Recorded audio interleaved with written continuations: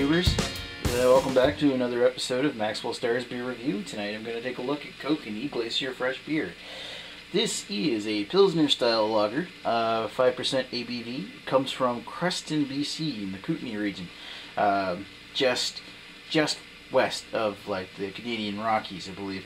Anyway, part of its advertising campaign is that it's the beer out here, or a Glacier Fresh Beer. It actually is brewed. I don't know if the stuff we get here is, but out there anyway, the stuff is brewed with actual water. It comes off of a glacier. Maybe that's just marketing. Maybe it's marketing out there too. It's very popular west. When I lived out in Calgary for about a year, this was one of my favorite ones to drink just because it's not only cheap, it's also very, like, the fresh.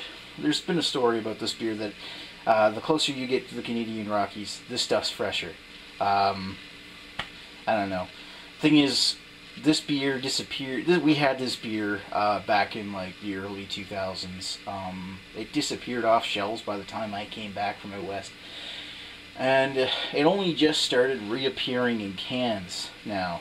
And I think we may get it in bottles now too, but for the most part, I've only seen it in cans lately, and that was after a while of not seeing it in stores for the last couple of years. And I've been wanting to try it again just to see what it looks like, what it like tastes like, now that I've developed a better taste for beer. So yeah, let's crack it open and take a look. What's it say on the side here? Columbia Brewing Company of Creston, BC. 1-800-Kokanee, kokanee.ca. Yeah. A nice, like, Kootenay Mountains logo on it. Anyway, yeah. There used to be a story that it's barely better to see it on the bottles, but if you look at the side of the can, like somewhere up the mountain, you can actually see somebody climbing it. And maybe that's just more of a thing to keep you staring at your bottle or can for hours on end while you're piss loaded. But whatever. So let's give it a look. Pour it.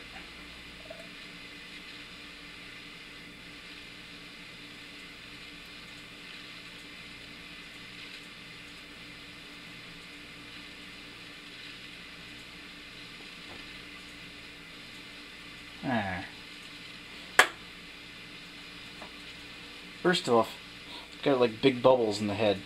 You can see that right there. Yeah.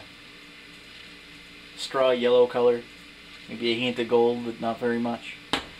For the most part, it's just a clear, like, very, very pale lager. With a head that's not going to last very long. You can see it starting to go down right there. Yeah. I can smell something off of that, and I'm hoping this can's a good one. I can smell a hint of like skunky kind of hop from here. Let's get a closer look.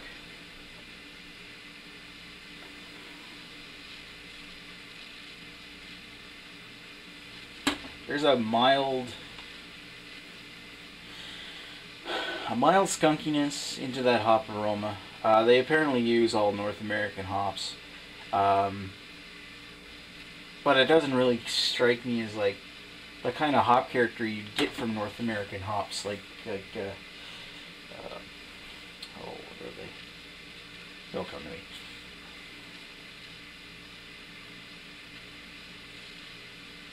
to me. Cascades, that's what it is. Yeah, this doesn't really smell like that.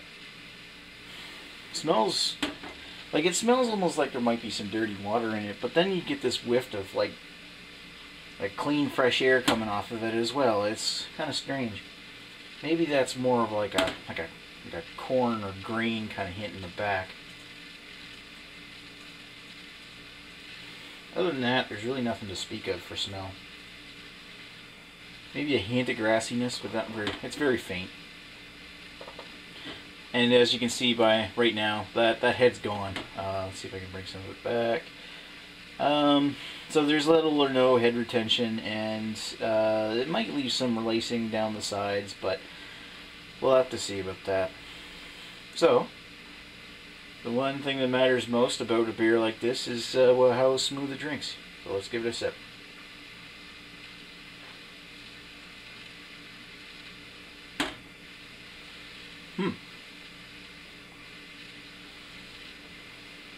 It's different.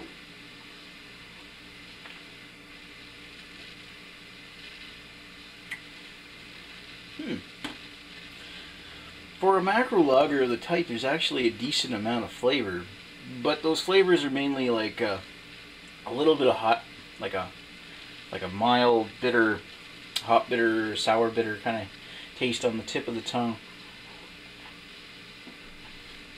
and a little lingering in the back of the throat as well, on the back of the tongue. But for the main part, it's like clean water with some grainy hints in the back.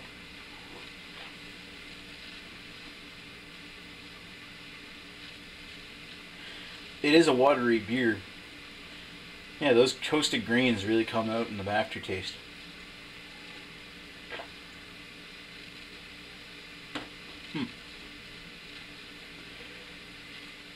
It's somewhat crisp.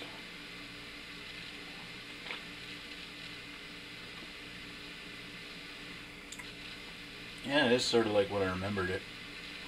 But, it's somewhat crisp, but it's very watery. Like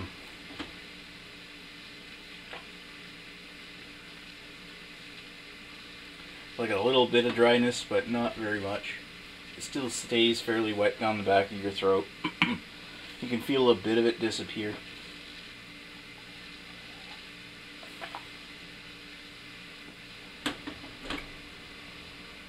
But yeah, it's like a clean, easy, easy drinking, somewhat crisp lager. Yeah, I'd say this is like orders of magnitude better stuff like Labatt Blue or Coors Light. It's actually got like, for 5% ABV beer, it's actually got a nice lighter body.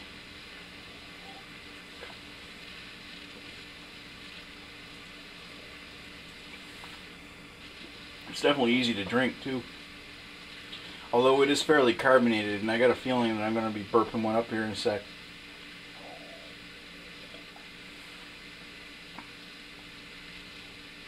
I think that's enough detail for a review. It's good compared to certain lagers, lower end lagers like your Coors Light and Labatt Blue, and this would be a much better choice. But I will say that it's nothing absolutely fantastic, but it is passable.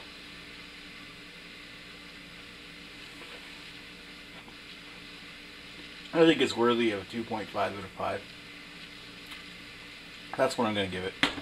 Alright, so I'm going to give this one a 2.5 out of 5, just because it's a slight recommendation. Well, excuse me. And definitely a clean, easy drinking beer for when you need a good lager, cheap lager. Yeah, it doesn't really have a whole lot of like technical or artistic merits as far as beer goes, and it's just your basic beer.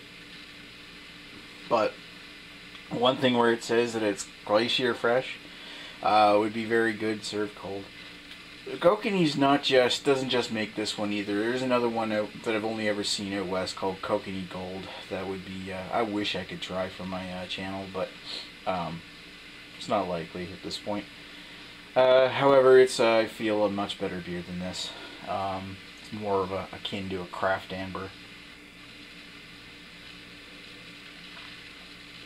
Yeah, passable. 2.5 out of 5.